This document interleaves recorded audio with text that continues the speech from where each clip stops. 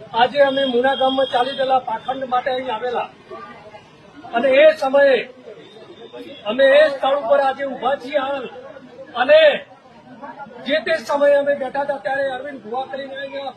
આખું આ ચલાવે છે અને એની અંદર અમે લોકો અહીંયા બેઠા હતા એમની સાથે વાતચીત કરતા હતા તે સમયે એમના સપોર્ટરો અમારી ચારે બાજુ થઈ અમારી સામે એટેક કરેલો અને એટેક કરવાના પરિણામે અમારા સાથે ધક્કામુક્કી થયેલી અમને ડરાવવાનો પ્રયત્ન કરેલો એટલે આવા જે મુહિમ ચલાવવા વાળાને આ લોકો એવો મેસેજ આપતા હતા કે અમારી સામે કોઈ પ્રશ્ન ના કરી શકે. જે કોઈ અત્યારે ઉભારો છો